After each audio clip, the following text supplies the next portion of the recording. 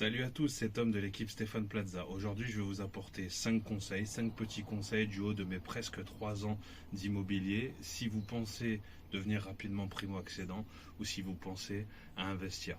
Donc, j'ai pas écrit de script ni rien, je vais le faire comme ça à la cool parce que je suis comme ça, c'est ma personnalité, vous allez apprendre à me connaître.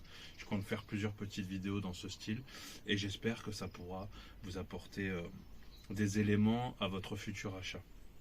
En premier, les finances sont la base de toute chose. Si tu es tout seul, il va falloir que tu aies un CDI depuis plus de 6 mois, voire peut-être un an, et il va falloir que tes comptes soient nickel. Pas de découvert, pas de crédit à la consommation, et surtout, comme un petit écureuil, mets de l'apport de côté pour pouvoir payer au moins les frais de notaire, un minimum. Ça peut arriver que tu sois financé à 110%, mais ça devient de plus en plus rare, surtout dans cette période post-Covid. Évidemment, si on est deux, c'est toujours mieux. Avec des comptes clean, vous allez pouvoir emprunter forcément 2 fois plus, ne serait-ce qu'avec 2 fois 1500 euros net. Vous allez peut-être pouvoir vous faire plaisir à emprunter jusqu'à 250 000 euros à peu près à la période où je vous parle, c'est-à-dire bientôt novembre 2021. Les finances, en premier, c'est très important, c'est le nerf de la guerre. Ne vous cantonnez pas à votre banquier. On a cette fâcheuse habitude de se cantonner à son banquier, c'est-à-dire ah ben mon banquier, voilà, j'ai ma petite habitude, je bouge pas, mon banquier m'apporte des bons conseils, je bouge pas. Eh ben non, malheureusement, vous voyez, moi-même, avec mon épouse, on avait une banque dans laquelle on était depuis des années. Quand on a voulu faire notre deuxième achat, ils ne nous ont pas suivis, on a dû passer par des courtiers. Les banques, c'est du commerce, donc pour récupérer des prospects, il n'y a pas de souci. Pour ouvrir des comptes, il n'y a pas de souci. Par contre, pour pérenniser les clients, c'est un peu plus dur. Donc ne vous cantonnez pas à votre banquier, même s'il est souriant, elle est souriante. Les courtiers vont vous apporter pas mal d'affaires. Au niveau des courtiers, sachez aussi que chaque courtier travaille avec ses banques et que c'est une histoire de relation. Un courtier peut avoir une super relation avec le président, le directeur de la caisse d'épargne et va peut-être vous faciliter les choses. Et un autre courtier va peut-être avoir ces 3 petites banques avec qui il travaille depuis longtemps et avoir aussi des touches. Donc tout est une histoire de relationnel. 2, vous allez choisir un appartement. Attention aux travaux. Ne vous mettez pas dedans. Si vous avez fait un crédit à 110% ou si vous avez payé l'apport, attention de ne pas vous mettre dedans en chiffrant aussi les travaux.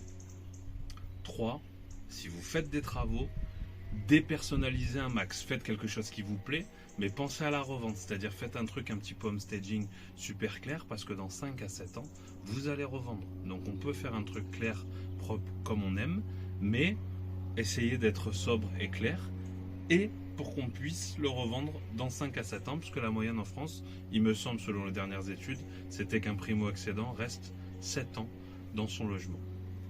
4, bien sûr, choisissez bien votre environnement. Attention aux voisins, attention au trafic autour, attention aux voisins, ça c'est un élément primordial. C'est-à-dire que vous allez prendre un appartement et vous allez vous retrouver avec des voisins qui font la bamboula tous les soirs, je peux vous dire que c'est terrible. Et on a beaucoup de témoignages dans ce sens-là. Toujours dans la case numéro 4, attention aux vices cachés, évidemment. Alors bon, normalement, l'agent immobilier doit tout éplucher pour vous, mais attention, si c'est une maison, attention à tout ce qui est fosse septique, plomberie, travaux, etc. De tout bien vérifier, surtout le toit, etc. C'est pour ça qu'au tout départ, je voulais vous dire, entourez-vous des meilleurs dès le départ. Hein.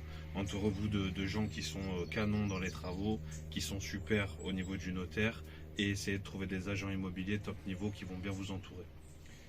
Évidemment, ça fait partie de... c'est la base. Ne vous faites pas avoir quand vous allez acheter. C'est possible qu'on puisse faire une erreur.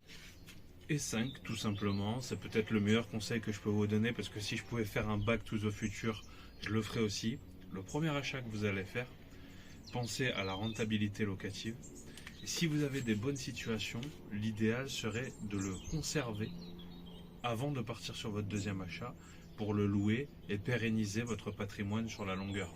Puisque nous, notre génération, les trentenaires, les quarantenaires, on sait que pour, même maintenant, ceux qui ont 20 ans, on sait que ça va être dur pour avoir des retraites. Donc, votre achat, votre premier achat, votre deuxième achat sera votre capital retraite.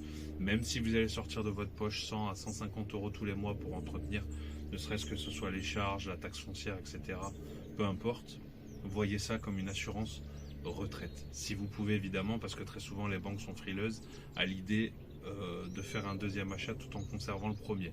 Mais si vous pouvez, faites-le. Si c'était à refaire, c'est ce que je ferais. L'immobilier, quand on le gère bien et quand on a de l'expérience ou quand on a des gens d'expérience qui nous parlent, il n'y a rien de mieux pour investir sur l'avenir, se faire plaisir sur le présent et être dans son nid douillet et kiffer en fait la vie dans son nid douillet au moment où on y est. Voilà, j'espère que cette vidéo vous aura plu.